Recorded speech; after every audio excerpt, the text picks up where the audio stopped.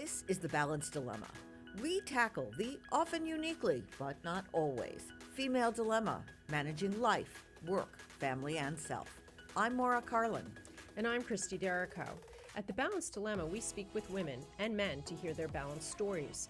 Our guests are entrepreneurs, reinventors, creators, executives, parents, and partners, telling us what we really want to know. How the heck did they manage that? And can you have it all and all at the same time? Today's guest has made a life and a career out of talking. Debbie Nigro is an award-winning radio, podcast talker and producer, entrepreneur, deal maker, and connector. She's the owner and producer of her own daily syndicated radio show on WGCH. Risk It or Regret It is the title of her podcast, and no doubt is a motto by which she lives. And her latest book is titled How to Talk to Strangers, Advice from a Professional Stranger Talker. So let's get talking, and welcome to the Balance Dilemma. Hi, Maura. Hi, Welcome. Christy. Thank you so much for having me. This is fun and terrifying at the same time because I don't do video these days, but for you two beautiful potatoes, I'm here. We appreciate it. And talking to strangers, that's how we met you. Yes, and I've loved you the minute I heard you talk. It was at the book event in Bronxville. You guys were hosting women in publishing, basically, and I was really interested. And I haven't gone out to many events this year or in the past few years, and kind of as the message in my book is to everybody else, I had to listen to my own advice.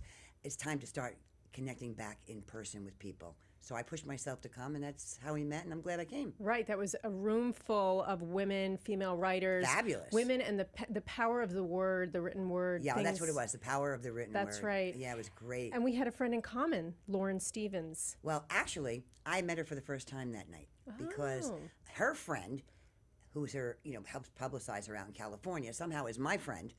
And I interviewed her for my show and then knew the event was coming. I said, well, I should have got to meet you in person. So I pushed myself to go meet her and knew that I should go that night. I just knew because I said, these are inspiring women and I can learn something because I just wrote this crazy book, which I don't mean crazy. Crazy good, but And we're going to come back and talk we'll about that book. Oh, by the way, this is your show, so I'm going to shut up now. So Okay. I forgot about that. Sometimes it's Maura's show. I take her lead. All right, But boss. you also met someone that night that you had on your show after yes, that. T.J. Hills, That's right. and so she came up to me and she was like, she beelined for me, and she had a mission. She wanted to meet me because I got up at the question and answer afterwards. Nobody knew who I was, or I didn't go there to be noticed. But I did have a really important question that made me get up that I needed answered from all these smart women, smarter than me, about writing and publishing, and I wanted to tell the real story of my life, which I have not told, so to save some other poor girlfriend, female entrepreneur, the aggravation and the mistakes that I made, loud mistakes. Some great fun stuff, but some really loud mistakes. And I wanted to know about how to do it without telling and using real names. And that's what I got up I and do talked remember about. that. That's right. I said, do you have to use real names to tell a real story? Because I'm always authentic, but then you're like, I haven't told the story because I didn't want to compromise anybody. Right. And you were told, if I remember correctly, well, you can use code names like, the jerk or the wonderful person or the surprise. Oh, yeah, I need some code names. Right? What's that song that she masked the guy's name? You're there so are lots of them. You're so full of yourself. Oh, yeah, you're so vain. Vain, right? You're so vain. You're so vain. And who was that really about? We should know we that still by don't. now. We still don't really know. really? Not conclusively, but you used one of our favorite words here, entrepreneur. Yes. Do you consider yourself an entrepreneur? Oh, yeah, crazy person. In fact, I didn't know my father was an entrepreneur growing up. I know he was a self-made guy and he ran his own company and he started a company. I only till he passed and through later years did I realize how entrepreneurial he was without a formal education. We had a family business and I grew up working for my father since I was 9 years old. I'd rather go to work than go to to play with kids. I'd rather go to work than go to the pool in the summer. I'd rather go to work than go on vacation. I was a crazy kid. I didn't know I had the gene. And learned a lot from my father in my early years. I worked from I was 9 till I was 19 in the office of a construction company. My father built roads. And the only reason I went into talking for a living is because women were not cool to rise in the construction business back then. And my Aunt Eleanor ran the front office. God, I miss her and loved her, but I learned a lot from her too. But I knew I was never getting past her. And so then I had to become the first woman to go in my family to go to college to figure out the next move, because I wasn't going to be able to have that move. So were you always a talker, and were you always funny? Yes, because I was a fat kid, Maura, and I needed an angle, and I tell about that in my book. A fat kid needs an angle to be popular. Unfortunately, that was the case back when anyway. And I chose to be funny, and I knew, I was like, oh, this funny stuff's working. So I kept that going.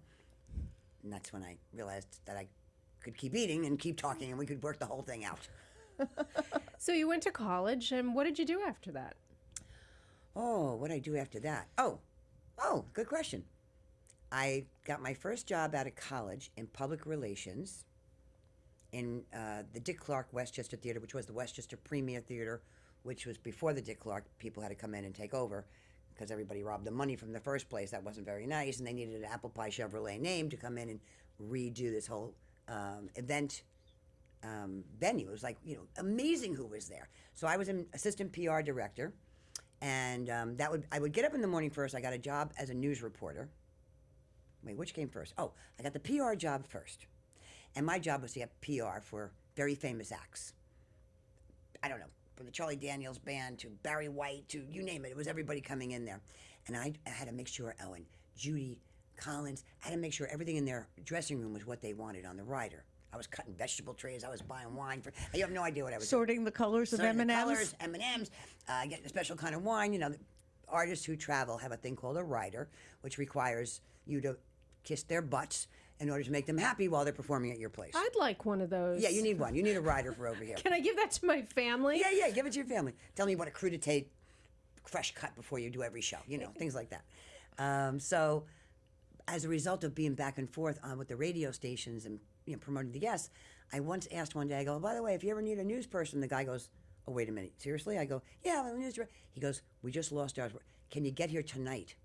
And I was like, can you come up and try out? I'm like, yeah, no problem. Oh, I would say no problem, even though there's a problem. You would always, so you always say yes. No, I always say no problem, even though it's usually a problem, because it was You're a yes girl. Yeah, I got a problem. So, Tune into our episode that talks about learning to say no, but go on. Yeah, I should look at that one. It was a thunderstorm. It was a dark road, and it was night, and I had already been up doing the PR. Then somehow, this is actually a crazy story.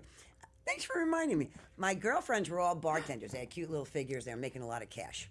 I went to college. I'm making hardly any money, but I got, a prestigious, little title like the assistant PR director, but I needed that cash. And so a friend of mine ran all the bars there. At the nights there were shows, it was packed, 3,000 people. And I said, okay, I'm not sure. I just don't tell my father. I'm a bartender too. And I would make some cash. This particular night, I also opened the show because I think it was Rodney Dangerfield was performing there, and they didn't have an MC. So I went to work, and then the MC, then that, and then I drove to audition for the news job in the rain and in the dark, in 11 o'clock at night, to Briarcliff Manor at the station Howard Stern had started with, called WRNW. And I auditioned and I edited, and the next morning I got the call, you got the job. So now I'm the news reporter, news director, I don't even know what. I would just love to work. I loved it. But you also like talking. You were very comfortable just going in and talking, which is what you do on your show, right? Yeah, I don't know why it came so naturally to me. I think a lot is in the genes. I really do. Was your father or mother like that? My father was gregarious and fun and funny, and my mother was more conservative, and she was lovely. My mother was lovely, but she was a little more reserved than me. She'd be like, oh, kind of this kid. But I now have an Aunt Linda, who I realized that gene must have skipped over in a gene pool. She's me at 80, and it's frightening because she's still talking, and she's still going. Long career. Yeah, I just saw her again this week. We're close. On your show, not only do you interview guests, but you tackle daily issues, and you'll pretty much talk, like you will today, about almost anything. Almost anything. Right. And you're funny. But how do you... I like being funny. I know you do. But how do you thread the needle between being funny and not going over to offending anyone, especially these days? Yeah, I just said before, Christie, I never crossed the line of good taste. I know how to ride the edge without crossing the line. And let me tell you why I think humor is really important. There's a lot going on in the world. We're not in an easy world right now. I don't think the world has ever been easy, but we hear more about it than in centuries past because it's in your face every second with our information technology. News, yeah. So the same stuff might have been going on, but you weren't fed it every 26 seconds. And people need hope that they are going to have a better day, that the world's going to be in a better place, that their family is going to do better, their love life will do. So I always use humor to get attention for important information. And I think that has been a style of mine that I'm very proud of all these years. I'm an information nut job. I'm a voracious reader. I read everything, and then it all sticks in my head. It's a real problem. So then I have to fish it out.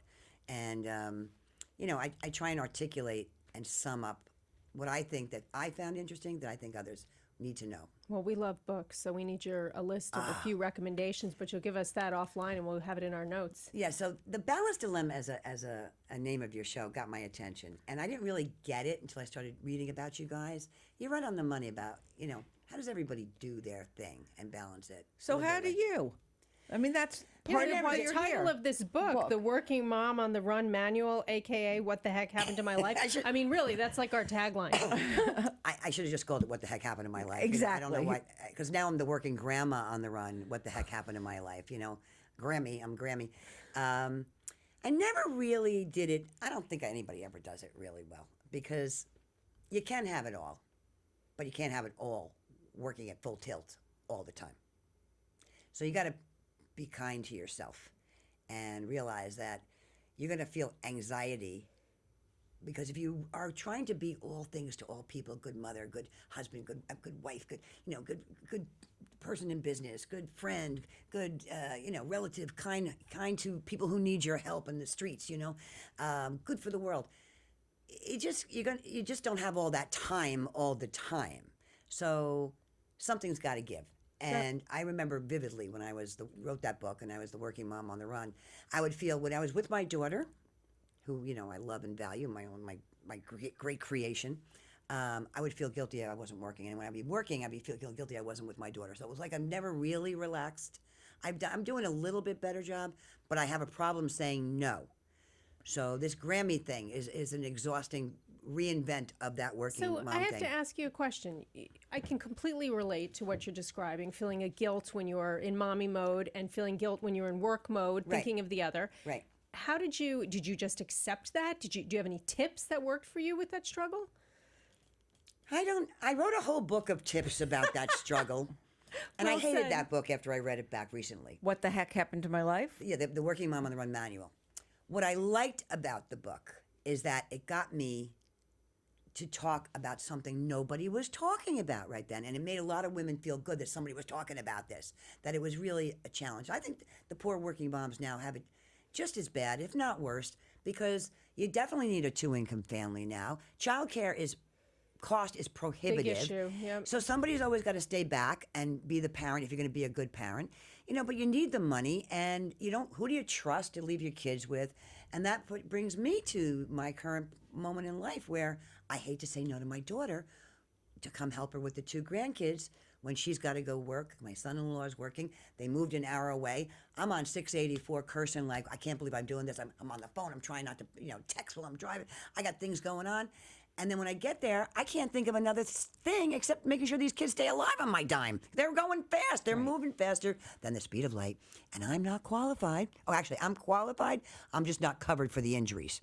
I got grandma boo-boos that literally, every time I come home, I got another boo-boo. So basically, you didn't solve the dilemma. You just talked about it. Correct. But what I found was healthy about talking about it is that people didn't feel so alone in the problem.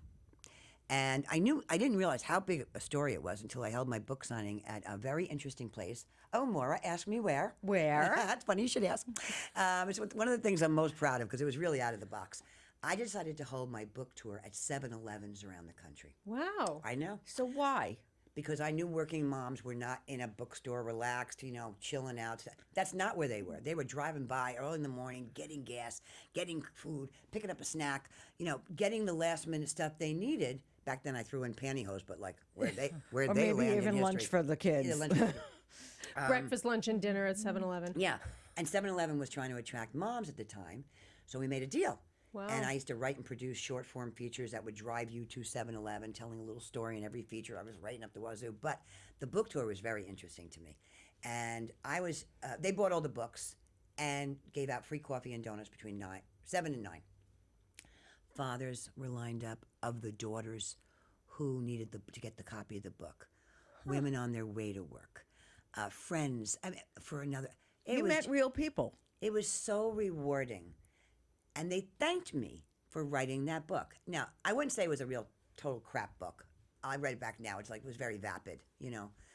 I was in my 30s. I wasn't as good a writer as I am now, or haven't lived as much life. Not that You you were a don't know. debut author. That's how it is. You learn. Yeah, you live and learn. And not that I'm saying, you know, there are people who are wise beyond their years at 10 years old and 20 years old. And certain people come into their real wisdom as time goes on. I think that I'm probably peaking. Catch me now.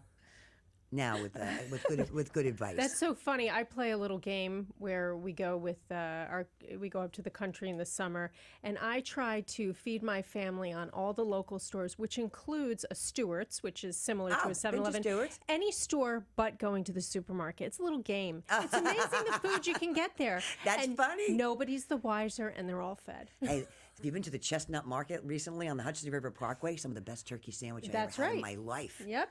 If you put they're it on doing a a good pan job. and said it was a panini, no one would even know. That's really funny, man. That's a good one. So your podcast, the title of it, I really want to talk about this risk it or regret it, because I Sure. do assume that is your motto. It is my motto. And where did it come from? And, well, let's start there. Well, I think that so many of us have things that we've meant to do that just keep getting pushed off till someday. And the time goes by, and someday, as I tell people, someday has arrived. Hello. I try and push people out of their comfort zone so they can actually get done what's in their head so they don't have any regrets. And I'll tell you why it got loud for me. I'm a 2-time cancer survivor, both ovarian and breast cancer. And ask me about my sense of humor about that. Oh, I bet there's some stories Make there. sure you ask me about that one. But I saw the door, and I'll never forget. I was laying on my friend's couch, Mo, who's going through breast cancer right now, my best buddy, she was there for me, and You're there for her. And she lived in a houseboat. I was laying in her houseboat, and I was waiting for the results. I didn't know what stage I was in the first go-around. And I was like, oh, please, God, just let it be a stage 2. Let it be a stage 2. Whatever it was. And I go like this, and I look up, and there is a imprint of my fingers on the wood ceiling with the fingers just like that, and it said 2. I was like, oh, you're good. You know, you're hoping you get a sign. I took that as a big sign. You took it as a sign. But I thought to myself, okay, if I'm checking out now, what didn't I do yet in my life that I wish I did? I mean, you know, and you could die. You could be died tomorrow. I'm old enough that could have been it, right? I never went to Italy. No, first thing I thought was, did I leave my daughter okay? That was number 1. And then there was this man that I was crazy about that wasn't in my life then. I really was crazy about him, and I wanted to be with him. We're together. My daughter's good. The guy and I are together. And hopefully Italy will be this year. I'm finally getting to it. But I was thinking about everybody who had a lot of belongings and all these things they spent money on. And at this particular moment, if they were in my shoes, somebody else was getting all their stuff. Like, really, stuff is not it.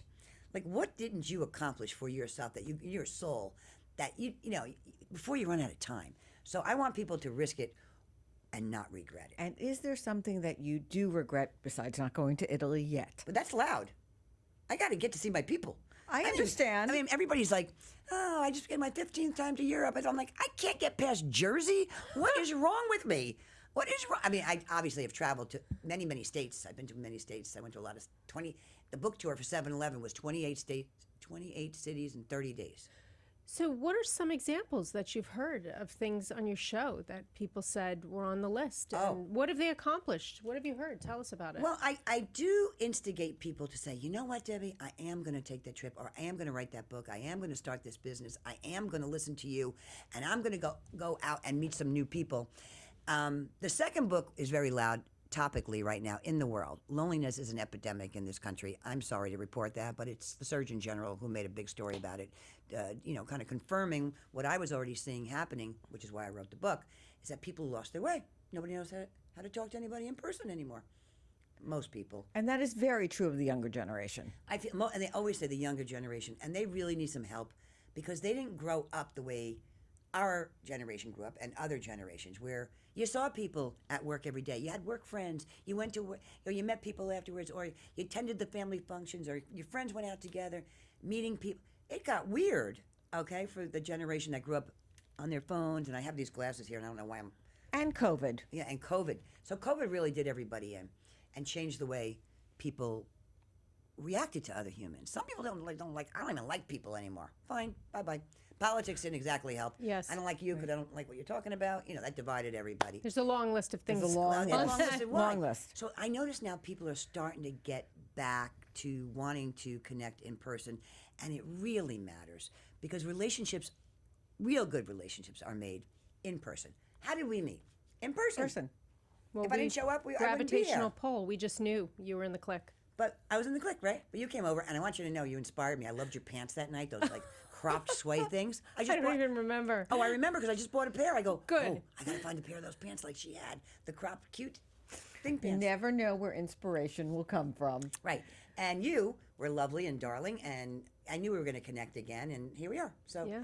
it matters to show up in person. And once you meet somebody in person, am I off the track? No. What was the question? Once you meet somebody in person and you click, that lasts. You know, that lasts. So it's different than just having a phone call. You can make friends on a phone. I have people I've done business with forever that You've never I've met in person. but I love them because they have good energy. People can feel your energy better in person.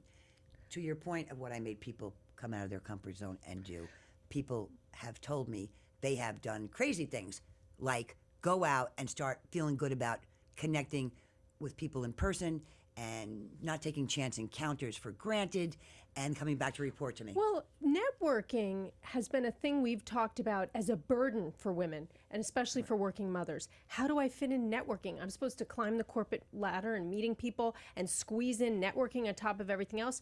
But you're bringing up another side to it. It's socializing as well. And for women, we're social animals. We always feel better when we connect with other women that we can talk to them about things or express a desire to achieve a goal, and they help us get to that. So that's a really good point. There's nothing like being a good girlfriend in business to Well, another woman. And also, what does that mean to you? It means, extending your hand without being asked. It's seeing a need and saying, hey, I can help you without expecting anything back. Because it comes around in spades. When a good woman helps another good woman, magic. But there's also something we don't actually talk about it enough. I don't mean you and me, just generally, that it's really important for women to have friends of different generations and ages. Absolutely. And I think that I know that I did not know that when I was younger, how much I could learn from somebody older and younger. I think the balance of talents between wisdom and youth, and I talk about this, is really the holy grail of how we should all go forward from here. I mean, we know stuff the younger generation does not. We're talking about making connections and relationships, and they know stuff that we need that to function, technology and things that we could benefit from. We really need, and just in general, life experiences. I love a young girl coming up the pike, but that's not always been the case with women. Women have a lot of jealousy. Depends on the dynamics of the situation, right? I mean, if you're in an office situation and there's sexual tension between somebody and somebody, that's not going to work out. But if you just meet casually and you're trying to help an entrepreneur or someone get a job or somebody's kid, I suggest every woman just err on the side of give more than you take. So how do you talk or start a conversation with someone you don't know? Let's have some tips on that, because not everyone is as outgoing as you are. No, they're not. I always start with a compliment because no one's ever gotten insulted by being given a compliment. Really. I don't know, what's that word now? They're saying it's, I can't grasp it right now, but sometimes I'm a little afraid to say to someone, oh, I really like your pants, or that's a pretty sweater, because they'll say I'm, you know what I'm saying. Well, first of all, you're not supposed to comment on people's appearance, and it can be taken the wrong way. And in some settings, it's a microaggression. You know what? I'm sick and tired of everybody's nonsense when it comes to this. This is true. Because honestly, unless you're in a business setting and there's inappropriate conversation between a boss and an employee, that I understand that. Let's leave that out, because everybody just do your job. In real life, you look beautiful today. I love your good energy. Oh my God, what a beautiful. Come on, who doesn't want to be told they've done good, feel good, look good? are acted. It's ridiculous. And why can't you think of something nice to say about everyone that you meet? And somebody who's a little bit down, maybe say something that would encourage them and lift them up. Do you know what? I do that every single day of my life. And that's what I do. I will make sure that somebody who I see breaking their back as a cashier in a store that has 200 people online, I make sure that person knows, thank you, you're doing a great job here. I appreciate just make people feel good about where they are every day of their life. Supermarket lines, I'm dangerous. I always do something there. I always compliment somebody on the supermarket line. If I see somebody lonely, I'm always the first one to say something nice. If I see somebody who looks like they need money, I might just walk up and go, I want you to treat yourself to something nice today. I'm a little out of control. So Amazon has a new thing that you're supposed to be able to say thank you to the delivery person.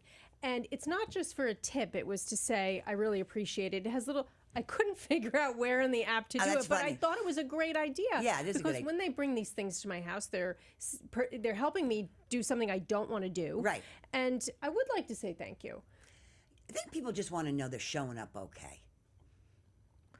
But what do you advise somebody who might be shy talking to the person who's waiting in line in front of them?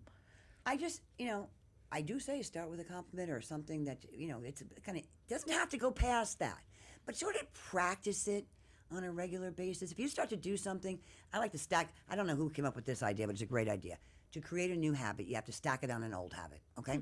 So if you're going to have coffee every morning, throw in the squats next to the coffee pot, because otherwise you're going to forget about the squats. But if you know you're going to do this, like 10 squats before that cup of coffee, now you've stacked a habit before another habit. So maybe every time you're in the supermarket, you say, okay, every time I'm here, I'm going to thank the cashier or say something nice to just start slow, because if you do something more often, it comes more naturally. And then you're going to notice that you get a good reaction. You're making somebody else feel good. It's really not about you. You're making somebody's day. So what could be wrong with that? I also think that people have to be more aware of when somebody's trying to speak to them who might not be threatening, but might be wanting to start a conversation, because you never know who that other person is and how they can help you or you can help them, or it might just be a fun interaction. So I know we're not supposed to talk to strangers, and I was a little hesitant about that topic, that title of my book, How to Talk to Strangers. I was more tongue-in-cheek because I've talked to so many unique people through what I do for a living and gotten to know them. So, gotten to know so many people. I think it's joyful to be able to meet somebody new and realize you have a connection and there's a way you can help each other. Well, there's another part of talking, self-promotion. You've had to do that as part of your job. I hate it. Oh, you too? I hate it. I'm very bad. Because we were looking for tips, because this is something that is a problem, how you do it. Well, I know how to do it, but I don't like promoting myself. If you look at my podcast recently in the last couple of years, I'm mostly promoting other people. I am not promoting myself. And everybody's like, Debbie, what is wrong with you? I'm like, I don't know. I don't want to bother anybody. No, I don't know. I've been working on myself more, and I'll tell you what people want to see. People want to see what you're doing right now. They want to see you. They want to see video. They want to see you in action. They want to see who you really are, and they'll either resonate with you or they won't. They want to see pictures of what you're doing behind the scenes. If someone's following you and likes you, what you're doing, and I was posting everything but flowers, people I met, I'm a nature photographer, sneaky nature photographer. I love that. But how you get attention is to do good public relations for yourself. And how you do good public relations for yourself is to come up with some creative way that gets people to pay attention to something. Because people are overloaded with information and saturated with this podcast, that story, this person. Everybody's trying to get your attention. But come up with something creative that becomes, that's a signature thing for you guys. It's your own signature thing. I can help you with that. How do you go about saying, hi, I'm Debbie Nigro, you ought to listen to me? That kind of, very pointed, pay attention to me. Well, people only pay attention if they think there's something in it for them. Let's get real. So honestly, I ask people to listen to me because I think I can lend some value to their lives by what I do for a living and all the stupid information that I store in my head. What good is it keeping it to myself? I want to share it to people who could use it. So I make it fun, interesting, and hopefully they come away from listening to me with I always say, if you come away with a nugget of something you didn't know before you tuned in that helps you in some way, I've done my job. That's great. I want to pivot to ageism because you actually put in somewhere that you described yourself as still a babe, even if delusionally. Oh, well, the still a babe thing, I should have got rid of that one. 'Cause that's really, no, that is really an attitude. Well, that's a self-deprecation. We were your champions with that. My show opens up, still a babe. It's an attitude and a couple of products. Okay, a couple more products than usual these days, but okay. I was laughing to myself this morning. I said, the way ageism is in this country, I was actually thinking about this, brushing my teeth this morning. The way looking at my face like, God, I got to do something. I didn't have any plastic surgery. I need some. I don't have time. I didn't have the money. Whatever the reason is, like, time's up. Like, is it too late? And you are not alone on this. Right, I know. So I'm like, I'm going to thinking about it. I'm going to do video with these guys today. I'm like, you know what? Screw it. I'm just going. I'm just going to own it. I go, but I have something to say. If the country's going to play this ageism game, there should be government-funded facelifts. You want us to hang in there? You want us to hang in there and get out there and still work and keep earning because we're running out of money and nobody's got any money anyway. And, come on. Fund the facelifts. Well, before we started talking on air, you were making jokes about being older. Yeah. And I'm just curious whether you've actually faced ageism. Like, I'm not going to listen to her. Like, she's past her prime or look at her. I mean, I didn't think that you would hear stuff like that, but do you face that or worry about it? I only worry about it when I'm going to be on video because that's why I haven't done video. And video is trending and everybody's like, Debbie, why aren't you on YouTube? Why aren't you on TikTok? I'm like, I didn't have any plastic surgery. All my friends had plastic surgery. I don't feel like being on camera. I got the bags under the eyes. I got this. And then I realized, if I was really true to myself, I would just say, screw it and just go do it. And I want you to know, that's why I'm here today. Right. Screw it, just go do it until I figure it out. Your fans love to see you. Well, and you're beautiful. You know what? I'm a beautiful, and I got good energy. And sometimes I stun them with the energy. They don't even notice the wrinkles. Sometimes. I think that happens more than you think. Sometimes. So you wouldn't ask me about being funny because I think this is important too. I do. We all go through difficulties. And you've had several: divorce, cancer, and I'm sure there's more. Let's just keep going on. Bankruptcy. You're not terminally unique. No, I'm not terminally unique. And lately I'm an urgent care every other week with a boo-boo. I can't even tell you. They actually know me. They go, is that Debbie? I can see it. Because I hate to bother anybody, but as long as they're there. By the way, go on a holiday. There's never anybody in there. Like, oh, Debbie? Yeah, I heard it's Father's Day. Yeah, empty. And if you were single, you could meet a doctor. Well, we could. Right, we could. But I have a nice guy. I lucked out. Beautiful man. Good. Loves me, appreciates me. I'm a lot. And your sense of humor. Oh, my Back God. to funny. Back to funny. That's the number one thing he loved about me. So we all go through tough stuff. But this is a true story, an important point I'm going to make. Because, when you get cancer, it is not at all pleasant news. And it just sinks your heart.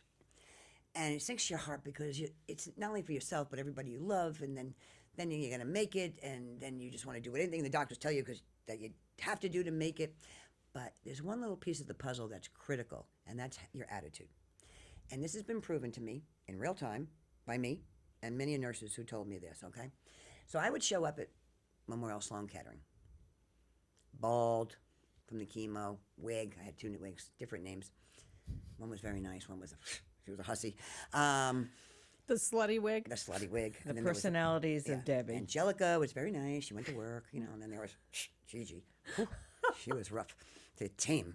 So I would show up at Memorial Sloan Kettering, and every time, and my friends know this, I'd say, hi, I'm here for the modeling assignment. And they'd be like, she's saying. 1 time, 2 times. But every single time, hi, I'm here for the modeling assignment. I'm getting, balder and bloaterier and whatever. And the last day I said, listen, I better get this job. Okay, I've been here applying. The nurses said to me, we know, we've seen this before. You're going to be fine. And I had to go through the hardest core chemo they had there.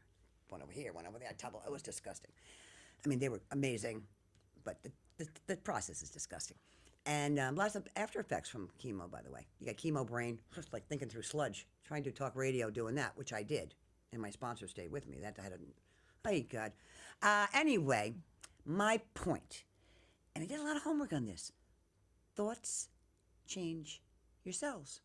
Thoughts affect your cells.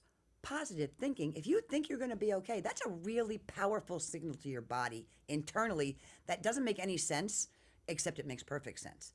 And I just hope that it did. And I believe it did. The So I power wanted to of share. positive thought. I have to ask you a question. Please. You've mentioned this guy in your life. Yes. So was it someone that you met or you knew from before? I picked him up in a dive bar. Love it. Yeah. Some years ago. I was bored, and he was standing by himself by a speaker that was too loud. My friends know the story. And I was like, hey, you. This I never do.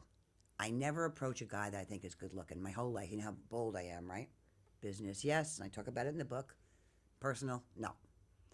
Clam up. If I thought the guy was good looking, I'd go the other direction. Why? Fear of rejection. Why? Business, I could, if I believe in something, you're going to believe me. Right. But, you have to believe in yourself to be flirting the way you should be. So you went the other way, or But what this happened? night, I was so guy? bored of myself. I was like, okay, enough with me being, like, come on, come with me. Come outside. I'm going to go outside. And he just followed me out, and we started talking. It was me who instigated it, because I thought he was cute. It's just the right height, right hair, right thing. Yeah, He met the list. Yeah, I was like, Good shoes. yeah. I don't even know. Whatever my list, checked off my list that night. And then he was a good writer. He started writing. We were writing, and it went from there. So we often ask guests, what would you tell your 25-year-old self? So here you're describing you did something at a different age that you wouldn't have done at another age. Yeah. I actually write about that in my... You should really buy that book. It's only $2.99. But the How to Talk to Strangers, Advice from a Professional. Well, how do Stranger people... Well, I answer the question, then you're going to Because tell I us wrote how to about- buy the book. I tell a story about a romantic experiment that I conducted one night, because the guy and I broke up in between. We got back together.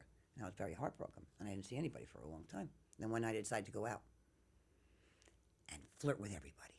Not just one guy, every guy. I told my friends, I go, that's it. I had it with being alone. I'm going out tonight. I'm going to need wing people. And they were laughing and laughing. It was an annual trip to the Jersey Shore from the meat marketplace. What I learned that night. Seriously, I wasn't the most beautiful girl. I was older. I was like, we've been doing this for years, this girlfriend trip. But this particular night, that guy's following me around. I was like, "Could you hold this guy for me?" "Oh, I'll be right back. Hold that guy." The point was, I took control of it. I enjoyed myself for me, not to please somebody, or if somebody was looking at me or thought I was cute or found me attractive, because women are like that. If it's men or women, whoever you're interested in, whatever sex you're interested in, usually wait for the other person to approach you so that you know you're validated, right? As opposed to taking the shot, you're going to get turned down. There's not this Risk it night. or regret it that night. Risk it or regret. Oh, it was big risk it or regret it. So this night was very loud, and I write about it because I said, damn, what if I just acted like this and wasn't so shy about my emotions? I probably had wasted so many nights of my life staying home. I'm too fat. I'm too this. I'm too that. It's too rainy. My hair's bad. I'm not going to go. I wouldn't. My advice would be never waste one night of your life not thinking you're not good enough, smart enough, pretty enough, that you don't go have a good time on your own terms. I love that advice. Totally. How can people find your book and find you? Well, I'm over here now with these girls at the Balanced Dilemma. So And you're welcome to join us anytime. And this is a great studio, and I love the setup, and I'm glad I came, and I appreciate it very much, both of you. Thank you. I have a website called DebbieNigro.com, DebbieNigro.com. And there's pretty much all the information you want to know about me is there. I put up some podcasts. I do some writing. There's links to this, links to that. I'm on Instagram at The Real Debbie Nigro. Hey, Debbie Nigro. Because it's a fake one, I guess. There's a lot of fake ones. And then on LinkedIn, I do a lot of connection for business. Facebook, The Debbie Nigro Show. And the book? Page. And the Where do you buy the book? The book on Amazon. And it's called How to Talk to Strangers, Advice from a Professional Stranger Talker. But what I did with the book, because it was an experiment for me in this, new world order of getting a book done. You're book people. I have little fits and starts. First I did an ebook, then and a soft cover book, and then I pick a cover, then I did an audio book. So I have all three options, and how do you price it, how do you get it done, margins. It took me, the idea was in my head for about 5 years, but it took that long to write a 66-page book, get it done in those formats. So, And you had to learn a lot of new things. Yeah, I learned How a did lot you of- go about that? Did you ask people for help? Did Yes. you just figure it out? Well, no. I have a girlfriend who's a book coach out in San Diego. I did a lot of favors for her over the years and helped her promote her. I never asked her really for a favor. She kept saying, "When are you going to do it?" I lied for like 5 years, 6 years. And finally I said, "Look, I need some guidance." So she was guiding me. And then she was able to, did me a favor at good price, got the cover people to do the cover, so I didn't get it all for free. I paid her for that. And then I hired a audio studio who knew I knew they did audio books, and I paid for my studio time. And It was costly to do it. Not costly, but I kept investing money in getting it done right so I could get it done. I don't think people make a lot of money on books unless you're a best-selling author. But the reason I did it is because Donna Kozik, who's a fabulous book coach, said your book should be your big business card. Like it really should lead to It's your calling card. calling card, other things. And so here I am with you talking about it. So I guess it's working. Totally. Totally. And it is great having you here to talk, and we're going to continue our conversations. Thank you very much. Thank you. Really, You're you in can our come on clique. my show. Debbie, you're in our clique. I'm in the clique. Yes, we like women who support women. Oh yeah. That's it. You know. How do we do it? Do we exactly. fist bump? Do we elbow bump? You know what? When you call up the Handshake? girlfriend and say, I need help with this, they're right there. Well, the thing is, not enough women ask for help when they need it. True. Most women will give help they should give help if they can to somebody else. Not enough women ask for help when they need it because they don't want to seem weak or don't want to bother anybody. So that's another message. But thank you for joining us. Thank We're going you. to keep talking. And Oh, in I the wanted to wear my dark glasses the whole time. I forgot. There you Let's go. see. Oh, there you go. Beautiful. so cool. And now we need to thank our studio. That's right. We want to thank LMC Media for the use of this beautiful studio on Mamaroneck Avenue in Mamaroneck. You can visit lmcmedia.org if you have an interest in using the studio. And of course, it's a not-for-profit organization. And if you'd like to donate, they'd be happy to take your funds. It's lmcmedia.org/donate. Please follow us, listen to us, and rate us on our platforms, Spotify, Apple, Fun, right? and our website, thebalanceddilemma.com, where you can also subscribe to our newsletter and email us your suggestions. There's no cost, but it means a lot to us.